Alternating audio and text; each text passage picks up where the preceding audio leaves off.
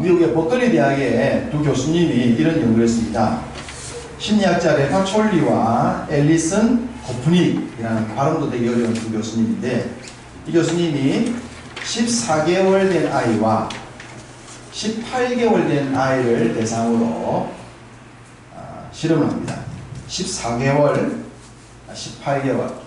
아이 앞에 과자가 담긴 접시와 브로콜리가 담긴 접시를 두고 먹게 했습니다. 애들이 당연히 무슨 접시를 좋아했을까요? 과자. 당연히 과자를 훨씬 잘 먹었고 브로콜리는 잘 먹지 않았습니다. 그리고 난 뒤에 다시 이 두 접시를 놓고 교수님들이 아이들 보는 데서 먹는 모습을 보여줍니다. 과자를 먹으면서는 굉장히 역겨운 표정을 지으면서 과자를 먹었습니다. 근데 브로콜리를 먹을 때는 너무 맛있게 그렇게 브로콜리를 먹었어요. 그리고 난 뒤에 아이들이 있는 접시를 보고 달라고 그랬습니다. 14개월 아이에게도 달라고 그랬고 18개월 아이에게도 달라고 그랬습니다. 14개월 된 아이가 그 연구진들에게 과자를 많이 줬을까요? 브로콜리를 많이 줬을까요? 브로콜리. 과자를 많이 줬을까요? 브로콜리를 많이 줬을까요? 브로콜리. 브로콜리? 브로콜리라 생각하시는 거예요. 과자라고 생각하시는 거예요. 비슷합니다. 자, 과자를 준 프로테지가 87%입니다. 14개월 된 아이는 대부분 과자를 준 거예요. 18개월 된 아이는 브로콜리를 69% 줬습니다.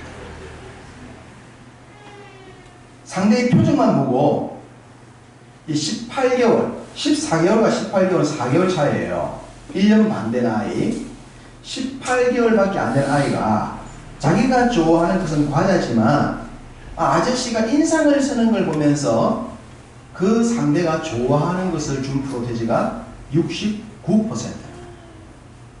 이걸 통해서 아이들이 상대가 무슨 생각하고 있는가를 분별할 수 있는 판단력이 불과 14개월에서 18개월 사이에 엄청나게 변한다는 것을 보여주고 있고, 사람은 본능적으로 빠르게 분별력이 자란다는 거예요. 상대를 생각하는 의식이 생각보다 빠르게 변한다라는 것을 연구를 통해서 보도를 했습니다. 이런 보도를 보면 어떤 생각이 드냐면, 우리가 믿음 생활하면서 믿음의 분별력도 이렇게 빨리 자라야 하지 않겠는가라는 생각합니다. 비록 내가 좋아하더라도 상대가 좋아하는 것을 주는 것처럼 나를 사랑하신 하나님의 뜻이 무엇인지를 알고 그 뜻을 이루어 드릴 수 있는 영적인 성장력과 분별력이 우리의 신앙 연수와 함께 빨리빨리 자라가야 된다고 하는 거죠. 육체적으로는 그렇게 자라가는데 영적으로는 머물지 않아야 하지 않겠는가. 하나님의 뜻이 무엇인지 그 뜻을 알고 그 뜻을 더 잘 이루어 드리기 위해서는 우리가 영적으로 성장을 해야 합니다. 영적 성장과 관련된 말씀을 두 군데를 한번 찾아보겠습니다. 에베소서 4장입니다. 신약성경 314쪽에 있는 에베소서 4장 14절입니다. 에베소서 4장 14절 이렇게 말씀합니다. 이는 우리가 이제부터 어린아이가 되지 아니하여 사람의 속임수와 간사한 유혹에 빠져 온갖 교훈의 풍조에 밀려 요동하지 않게 하려 함이라. 세상을 살 때 우리가 영적으로 성장하지 아니하면 세상의 흐름에, 세상의 교훈에, 세상의 풍조에 밀려 요동하기 때문에 내 믿음이 바르게 자랄 수 없다고 하는 거예요. 어린아이, 영적인 어린아이로 살지 말아라. 영적으로 장성한 자가 되어야지만 세상 흐름에 요동하지 아니하고 세상을 역행하면서 세상을 이끌 수 있는 삶을 살 수 있다라고 성경이 얘기합니다. 한 구절을 더 본다면 히브리서 5장입니다. 히브리서 5장 12절 신약성경 358쪽에 있습니다. 358쪽에 히브리서 5장 12절 말씀입니다. 읽어드립니다. 때가 오래되었으므로 너희가 마땅히 선생이 되었을 터인데 너희가 다시 하나님의 말씀에 초보에 대하여 누구에게 가르침을 받아야 할 처지이니 단단한 음식은 못 먹고 젖이나 먹어야 할 자가 되었도다. 때가 오래되었으므로 신앙의 연수가 분명 많은데 여전히 딱딱한 음식은 못 먹고 젖이나 먹고 있는 그런 어린아이 수준에 머물러 있는 자의 안타까움을 말하고 있는 거예요. 너희가 선생이 되어도 벌써 되었을 만한 시기인데 아직까지 초보에 머물러 있냐 이 말입니다. 어린아이는 14개월에서 18개월 넉 달만 지나도 87%의 아이가 자기가 좋아하는 걸 주다가 4개월만 지나니까 상대가 좋아하는 걸 준다면 저 사람이 과자를 먹어서 막 역겨워하니까 이 18개월밖에 안 된 아이는 맛있게 먹었던 브로콜리 준다는 거예요. 불과 4개월 차이. 우리의 신앙의 연수가 얼마인가? 내 믿음의 연수는 얼마인가? 그 믿음의 연수에 걸맞게 나는 장성한 자가 되고 있고 선생이 될 만한 자리에 있는가? 라고 하는 것을 스스로 돌아보아야 합니다.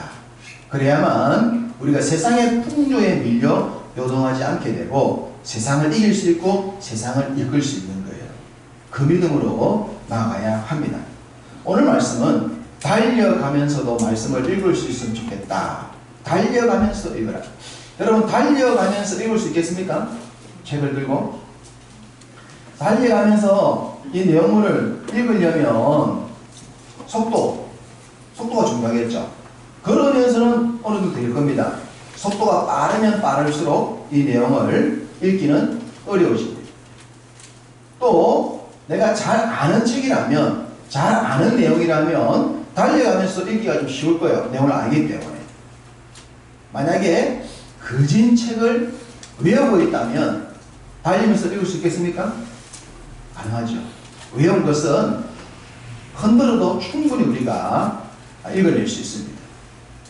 얼마만큼 내가 이 말씀과 가까이 하고 있는가. 이것이 달려가면서도 읽을 수 있는 정도를 판단합니다. 그러나 실질적으로 우리가 세상을 살아가면서 달려가면서 책을 읽을 일은 별로 없습니다. 무슨 그렇게 중요한 책이길래 달리면서도 읽을 책이 있겠습니까? 그렇지 않겠어요? 그러니까 하나님이 이 말씀을 주신 것은 실질적으로라는 내용보다는 하나님의 의도, 이렇게 주신 말씀의 의도가 무엇인가? 하박국 선자에게 달려가면서도 말씀을 읽을 수 있으면 좋겠다라는 말씀의 의도가 무엇인가 하는 겁니다. 오늘 말씀을 다시 보시면 2장 2절에 너는 이 묵시를 기록하여 판에 명백히 새기되 달려가면서도 읽을 수 있게 하라. 판에 새겨라. 돌판이 될 수도 있겠지만 가슴판도 될 수 있지 않겠습니까? 달려가면서 읽을 수 있기 위해서는 돌판이 아니라 가슴판에 새겨져야 잘 읽을 수 있을 거예요. 그러기 위해서는 자주 이 책을 보아야 돼요. 자주 봐야 익숙해지죠. 사람도 자주 봐야 익숙해지는 거예요. 어쩌다 보면 이 사람인가 저 사람인가 그러지만 자주 보면 한눈에 안단 말입니다. 말씀도 자주 봐야 됩니다. 자주 보면 자주 대하면 달려가면서 읽을 수 있는 상태가 됩니다. 그렇다면 왜 하나님께서 선지자에게 이런 요구를 하셨을까요? 말씀을 달려가면서 읽어야 돼 라는 말씀을 하셨을까요? 1장 2절을 보겠습니다. 1장 2절. 하박국은 선지자가 하나님께 질문하는 내용으로 시작이 됩니다. 1장 2절. 여호와여, 내가 부르짖어도 주께서 듣지 아니하시니 어느 때까지니까? 내가 강포로 말미암아 외쳐도 주께서 구원하지 아니하시나이다 라고 말하면서 하나님께 왜 내가 하나님께 지금 질문을 하고 있는데 대답을 하지 않습니까?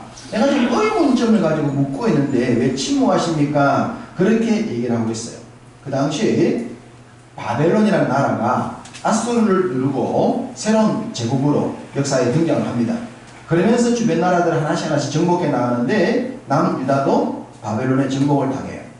바벨론이 파죽지세로 유다의 모든 성들을 하나씩 정복해 들어오면서 예루살렘까지 오게 됩니다.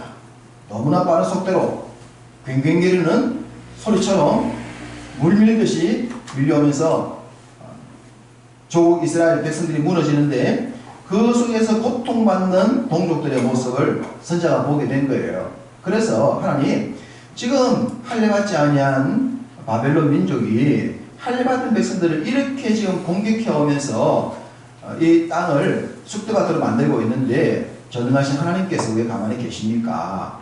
적들의 강포를 보시면서 왜 가만히 계신 거예요? 지금 우리 세상이 교회를 핍박하는 데가 가만히 계신 거예요. 뭐 이런 것처럼 질문을 한 거예요. 질문. 생각해 보십시오. 만약에 우리가 여러분이 뭐 여러 명이 길을 가고 있는데 옆에 조폭무리가 어떤 선량한 사람을 한 사람을 막 폭행하고 있다 그러면 여러분들이 어떻게 되겠습니까? 요즘은 관여하면 안 되니까 도망간다. 모른 척한다. 그렇게 하더라도 최소한 무엇은 해야 돼요? 신고를 해야 되죠.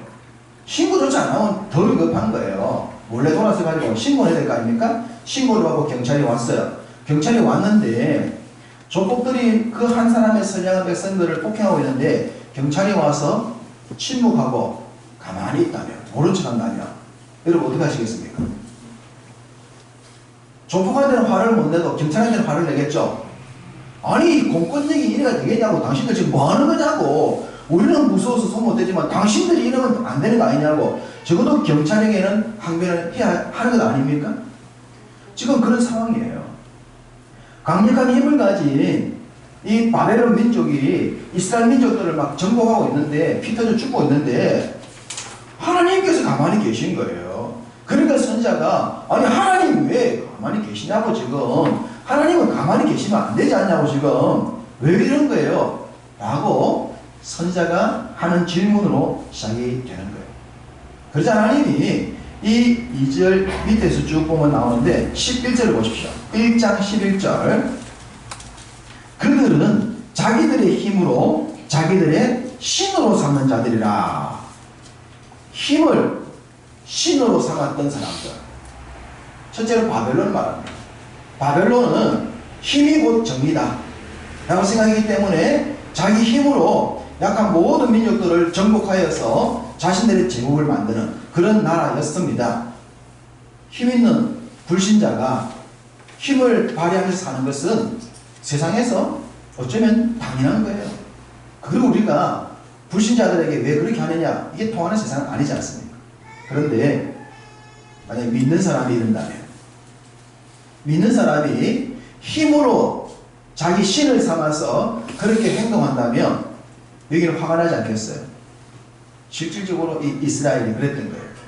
이스라엘이 알량한 힘이 있으면 그 힘을 가지고 약자들을 괴롭히기 시작합니다. 우리 예수님이 오셨을 때도 그러시지 않았습니까? 그들은 어떤 사람을 죄인이라, 그래서 죄인인 여자가 이렇게 말합니다. 한 사람은 그냥 죄인이라고 단정을 지어버리는 거예요.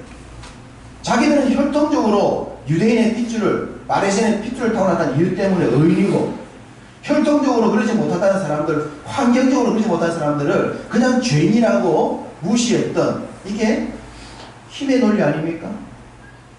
내가 힘이 있으니까 힘 없는 사람들을 죄인이라고 단정해도 됩니까?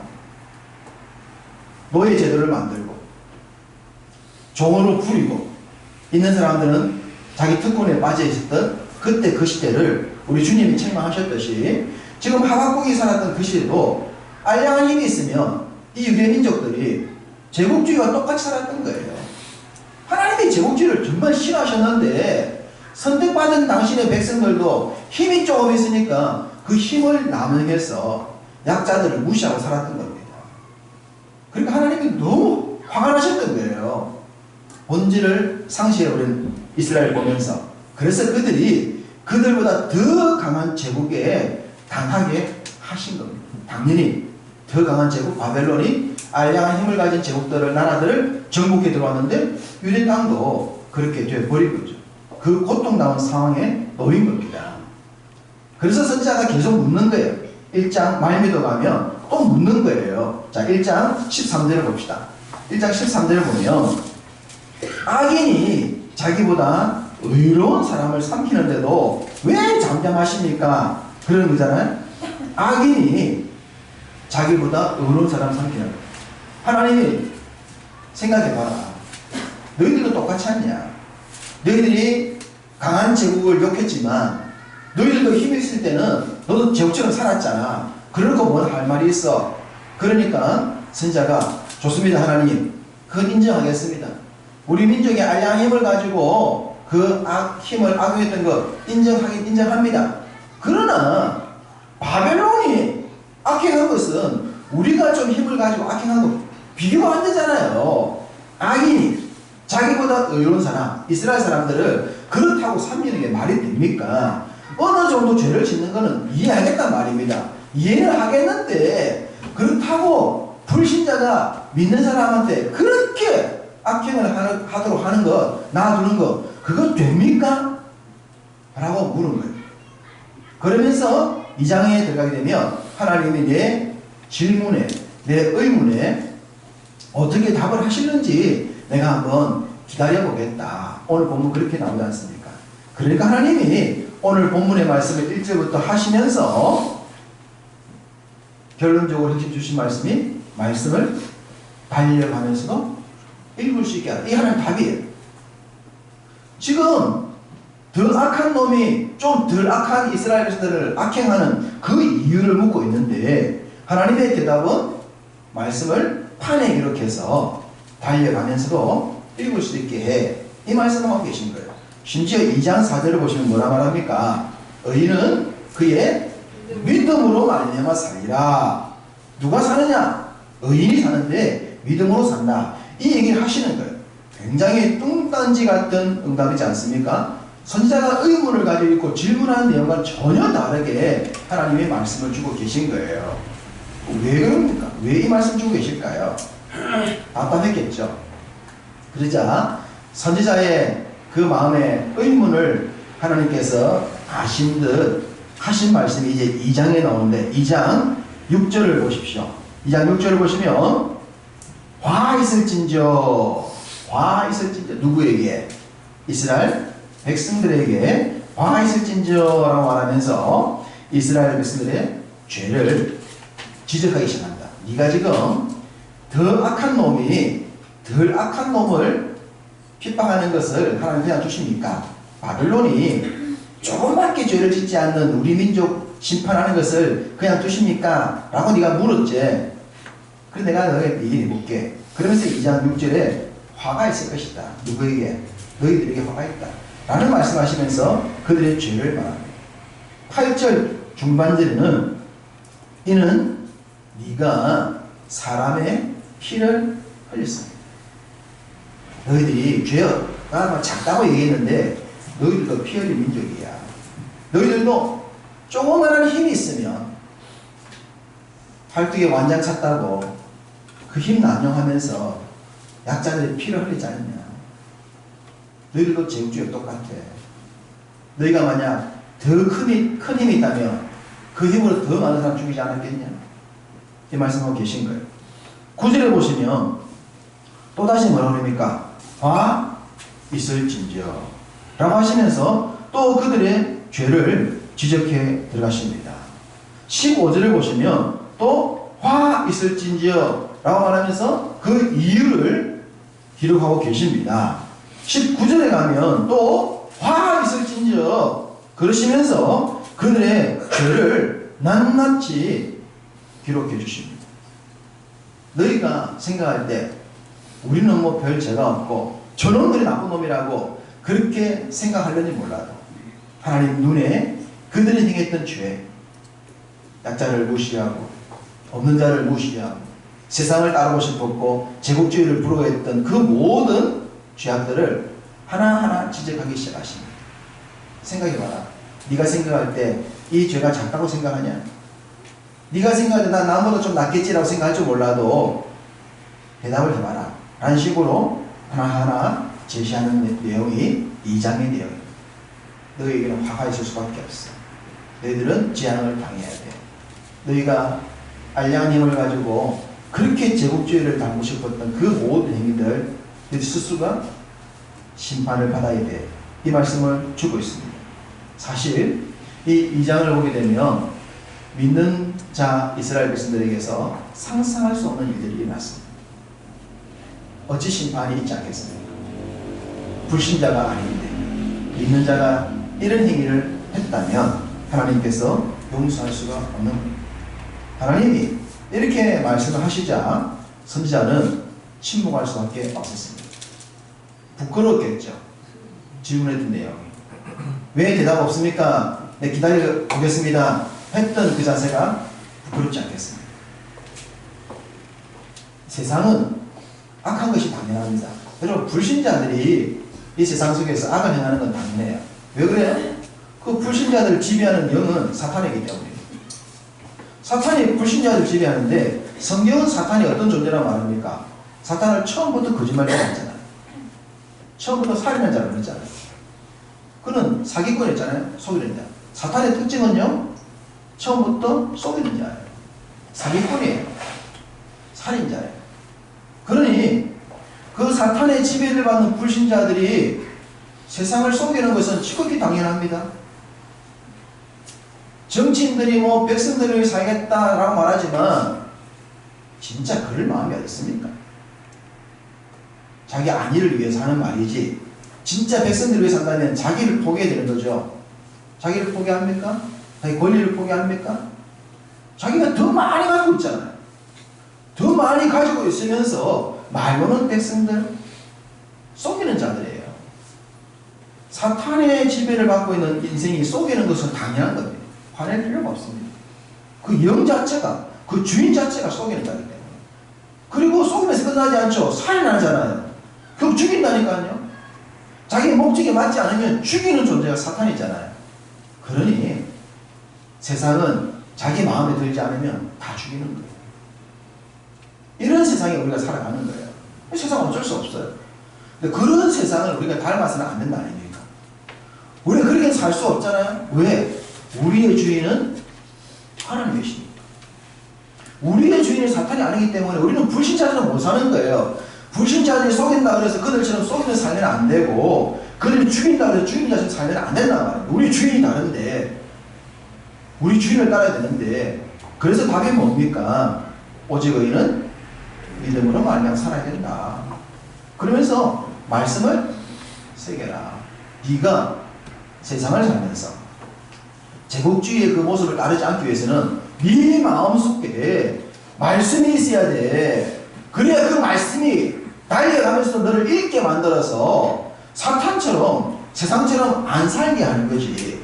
네 속에 말씀이 없으면 네가 어떻게 말씀처럼 살 수 있냐. 말씀을 새겨라. 말씀을 새기면 세상과 다른 삶을 살 수 있다. 이 말씀을 주고 있는 겁니다. 내게 내 가슴팍에 말씀이 새겨져 있지 않냐면 나는 결국 세상의 풍조를 따를 수밖에 없어요. 속이는 거 보면서 나도 속이면서 그들만큼은 안 속이는 거죠. 그래서 내가 믿는 사람들 저만큼은 속이면 안 되지. 똑같이 속고 사는 거예요. 하나님이 그걸 싫어하시는 거예요. 너희가 믿는 자라면 그렇게 살아서는 안 된다. 이 말씀을 주십니다. 그러자 선지자가 깨닫죠. 아, 그렇구나. 왜 하나님이 내가 막 혈기를 내면서 질문을 하고 의문을 내는데 말씀을 가슴에 새기고 의인은 믿음으로 살아야 된다. 이 말씀을 주셨는가? 그래서 그러셨구나. 말씀이 있고 말씀의 가르침이 있다면 우리가 적어도 세상과는 조금 다른 거예요. 우리 주변의 불신자와는 조금 다른 거예요. 싸우더라도 막말 좀 덜하고 혈기 좀 덜 내고 인내하면서 조금 손해보면서 그렇게 가야 세상이 우리를 보면서 조금 다르네. 우리와 조금 다르네. 달라야 영향력이 나타나는 거예요. 세상과 달라야 세상을 이길 수 있는 거예요. 세상과 똑같으면요, 세상은 못 이겨요. 우리는 세상처럼 될 수 없는 사람이기 때문에 그들과 똑같은 이길 수가 없습니다. 달라야 됩니다. 다르기 위해서는 답은 가슴팍에 새겨진 말씀밖에 없다.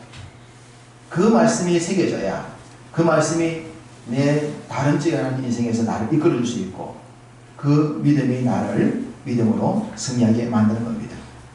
결론적으로 가보면 이제 선지자가 이렇게 얘기합니다. 자, 3장 2절입니다. 3장 2절 중간쯤에 이렇게 말합니다. 여호와여 주는 주의 일을 이 수년 내에 부응하게 하옵소서. 이 수년 내에 나타내시옵소서. 진노 중이라도 긍휼을 잊지 마옵소서 라고 말하면서 하나님 맞네요. 죄송해요. 제가 우리 민족이 행하는 그 죄에 대해서는 느긋한 마음을 가졌고 저 바벨론이 행하는 죄에 대해서는 너무나도 분노를 했었는데 따지고 보니까 이 문제가 훨씬 더 중요한 문제였네요. 죄송해요. 하나님 그러면 어떻게 하면 되겠습니까?